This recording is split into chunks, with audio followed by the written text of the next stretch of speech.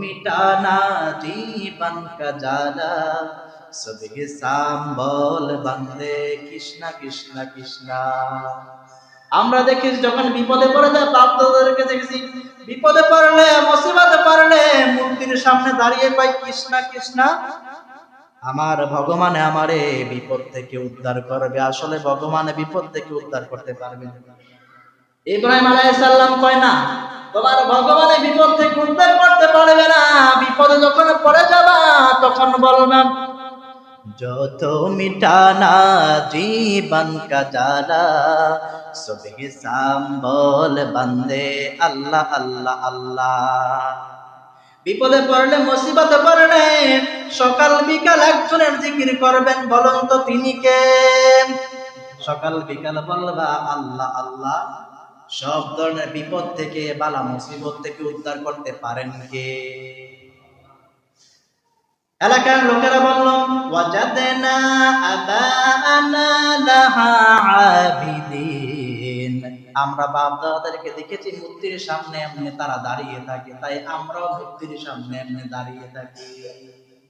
এই জন্য আমরা নমনা করি।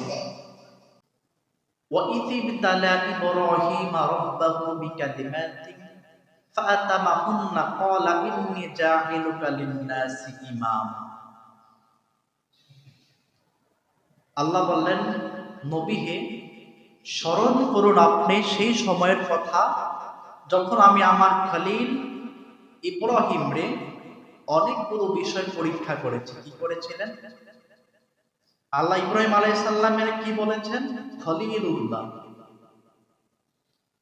স্মরণ করুন আপনি সেই সময়ের কথা যখন আমি আমার ইব্রাহিম রে অনেকগুলো পরীক্ষা করেছিলাম, আর আমার ইব্রাহিম প্রত্যেকটি পরীক্ষায় সফলতার সাথে উত্তীর্ণ হয়েছে।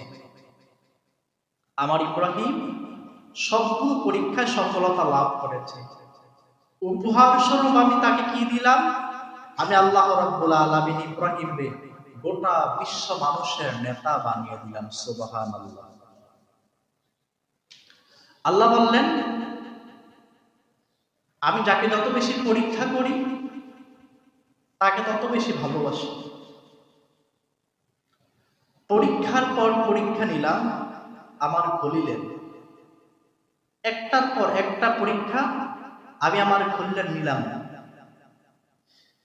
যারে আল্লাহ রাব্বুল আলামিন বললেন আমি আমার যেই বান্দাকে যত বেশি ভালোবাসি আমার এই বান্দারে আমি আল্লাহ রাব্বুল আলামিন পরীক্ষাও তাকে বেশি করি।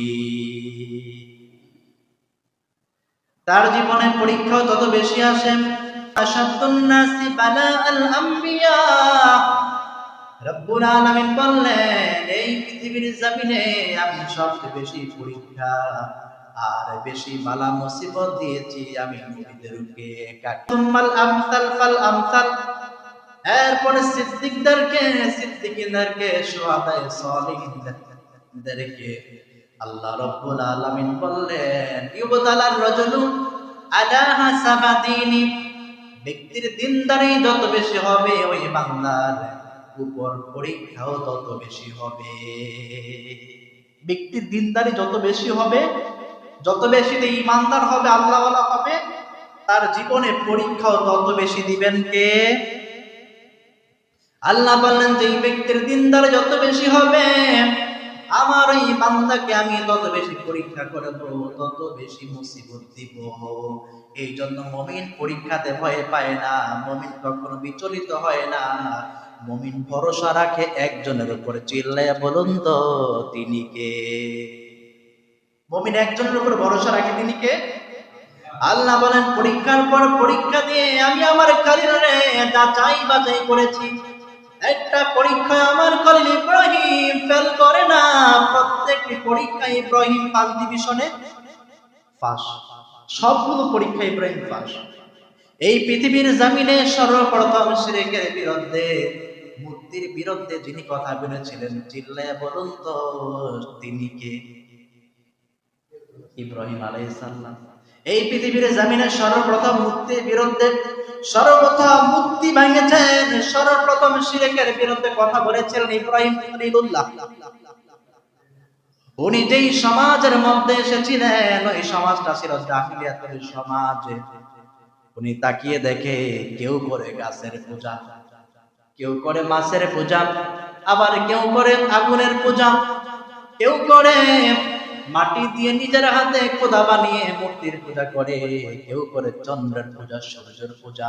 কিন্তু ইব্রাহিম আলাইহিস সালাম এগুলো দেখে মিলাতে পারে না। ইব্রাহিম আলাইহিস সালাম মনে মনে কয় মানুষ এগুলো করে কেন? فلما عليه الليل رأى كوكبا قال هذا ربي فلما أفلا لا يحب العافلين। রাত্রিবেলা যখন ইব্রাহিম আলাইহিস সালাম আকাশের দিকে তাকালেন, আকাশের দিকে তাকিয়ে মনে মনে ভাবলেন, মুশরিকরা তোমাদের ধারণা মতে এটা মনে হয় আমার রব। কাকে বলে? ইব্রাহিম আলাইহিস সালাম ভাবলেন এটা মনে হয় আমার রব। কাকে? তারকাকে। ফালাম্মা আফালা লা ইউহিব্বুল আফিলিন। আবার যখন তারকাটা অস্তমিত হয়ে যায় তখন ইব্রাহিম আলাইহিস সালাম বললেন, অন্য শক্তির কাছে যেই শক্তি পরাজিত হয়ে যায়, ও আমার কওমের লোকেরা শুনো, এমন তারকাকে তোমরা রব মানতে পারো, কিন্তু আমি ইব্রাহিম তারকাকে কোনোদিন রব মানতে পারি না, কারণ তারকা স্থবিত হয়ে যায়। ফালাম্মা রাআশ শামসা বাযিগান ক্বালা হাযা রাব্বি হাযা আকবার ফালাম্মা আফালাত ক্বালা ইয়া কওমি ইন্নী বারীউম মিম্মা তুশরিকুন। আবার ইব্রাহিম আলাইহিস সালাম যখন দেখলেন তিনি আকাশের মধ্যে ঝলমলে চাঁদটা জ্বলে, চাঁদ এবারে সবাই মিলে চাঁদের ইবাদত করে। ইব্রাহিম আলাইহিস সালাম মনে মনে ভাবলেন এটা মনে হয় আমার রব। আবার যখন চাঁদটা অস্তমিত হয়ে গেল, চাঁদটা ডুবে গেল, ইব্রাহিম আলাইহিস সালাম কয় আমার কওমের লোকেরা শোনো, ওই চাঁদকে তোমরা খোদা মানতে পারো, কিন্তু আমি ইব্রাহিম ওই চাঁদকে কোনোদিন খোদা মানতে পারি। ওই চাঁদকে তোমরা ইবাদত করতে পারো, তোমরা চাঁদকে খোদা মানতে পারো, কিন্তু আমি চাঁদকে খোদা মানব না।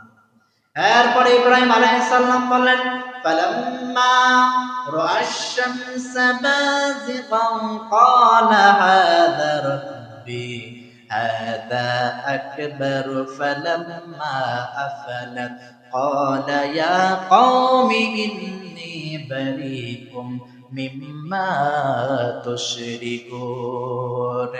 আবার সকালবেলা যখন ইব্রাহিম আলাইহিস সালাম দেখলেন পূর্ব দিকে ঝলমলে, পূর্ব দিকে সূর্যটা লাল হয়ে উদিত হচ্ছে, এবার ইব্রাহিম আলাইহিস সালাম মনে মনে ভাবলেন ওই যে সূর্যটা দেখা যায়, সূর্যটা মনে হয় তিনি আমার রব। কি? সূর্যটা মনে হয় আমার রব, হাযা রব্বি, এটা মনে হয় আমার রব। আবার বিকেল বেলা যখন দেখলেন তিনি ওই সূর্যটা পুরো পশ্চিম আকাশের মধ্যে ঢলে গিয়েছে, তখন ইব্রাহিম আলাইহিস সালাম বললেন, সকালবেলা পূর্ব দিকে উঠে আমার পশ্চিমে ডুবে যায়, ওই সূর্যকে তোমরা খোদা মানতে পারো, আমি খোদা মানতে পারি না। এই চন্দ্র সূর্য তারকা নক্ষত্র একটা আমার খোদা নাই। আমার খোদা কে? শোনো আমার কওমের লোকেরা, ইন্নী ওয়াজ্জাহতু ওয়াজহিয়া লিল্লাযী ফাতারাস সামাওয়াতি ওয়াল আরদা হানিফা ওয়া মা আনা মিনাল মুশরিকিন। এই চাঁদ সূর্য নক্ষত্র একটা আমার রব নয়, আমি মুখাপেক্ষী হলাম সেই খোদার, সেই রব আল্লাহর দিকে, যিনি এই চন্দ্র সূর্য সৃষ্টি করেছেন এবং আসমান এবং জমিনের মাঝে যাকে সৃষ্টি করেছেন। আমি আনুগত্য হলাম সেই রব আল্লাহর। আমি ইব্রাহিম মুশরিকদের অন্তর্ভুক্ত। এই চন্দ্র সূর্য যিনি উঠায়, সকালবেলা সূর্যটাকে যিনি পূর্ব দিকে উঠায় আবার পশ্চিমে ডুবিয়ে নেয়, আবার যিনি রাত্রিবেলা আকাশের মধ্যে চাঁদ উঠায়, যিনি আকাশের মধ্যে তারকা উঠায়, আমি ইব্রাহিম ওই খোদার অনুগত হলাম, অন্তর্ভুক্ত হলাম, আমি কাফেরদের অন্তর্ভুক্ত। এবার ইব্রাহিম আলাইহিস সালাম এলাকার লোকদেরকে বললেন, ও আমার এলাকার লোকেরা শোনো, মা হাযিহি তামাসিলুল্লাতী আনতুম লাহা আকিফুন। ইব্রাহিম আলাইহিস সালাম এলাকার লোকদেরকে বললেন, এলাকার লোকেরা আমার শোনো, তোমরা নিজেরা মূর্তি বানাও, মূর্তির সামনে হাত লুটিয়ে আবার বসে থাকো কেন? মূর্তির সামনে তোমরা এমনি বসে বসে কি চাও?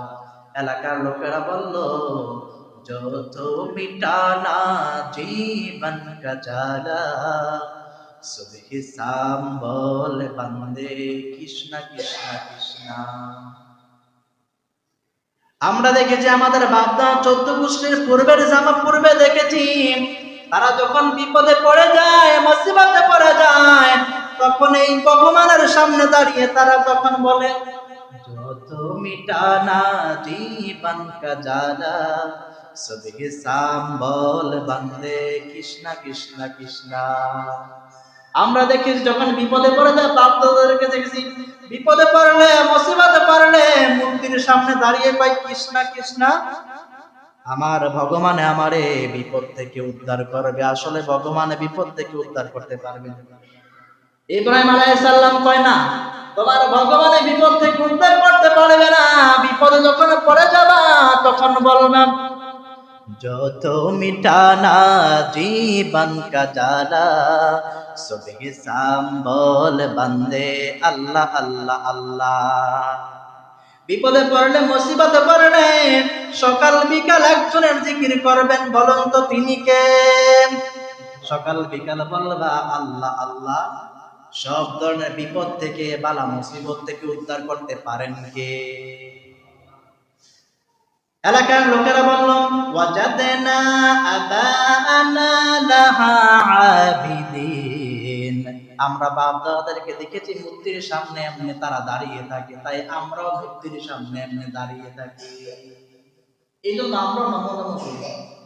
মূর্তি পূজার দিন আসলো, মূর্তি পূজার দিন এলাকার সবাই মিলে এবার ইব্রাহিম রে বলল, ও ইব্রাহিম, চলো এবার আমরা মূর্তি পূজায় যাই, আমাদের খোদার কাছে যাই, আমরা খোদার কাছে যেয়ে আসি।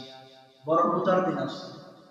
ইব্রাহিম আলাইহিস সালাম এবার তিনি বললেন, ফানাযারা তাযরাতাম ফিন নুজুম। ইব্রাহিম আলাইহিস সালাম আকাশের দিকে তাকালেন, আকাশের দিকে তাকিয়ে তিনি বললেন, ক্বালা ইন্নী সাকিম, ও আমার কওমের লোকেরা, আমি যেতে পারবো না, আমি অসুস্থ। আসলে ইব্রাহিম তো অসুস্থ ছিলেন? আসলে উনি অসুস্থ ছিলেন। তাহলে উনি নবী হয় কেন অসুস্থ বললেন? এর কারণ হলো, অসুস্থ হচ্ছে দুই ধরনের। কয় ধরনের? একটা হচ্ছে শারীরিক অসুস্থ, আরেকটা হচ্ছে মানসিক অসুস্থ। ইব্রাহিম আলাইহিস সালাম উনি শারীরিক অসুস্থ ছিলেন না, উনি মানসিক অসুস্থ ছিলেন। এর কারণ হলো, ওই সময় উনি ছাড়া তাওহীদের পক্ষে কথা বলার মতো কোনো লোক ছিল না।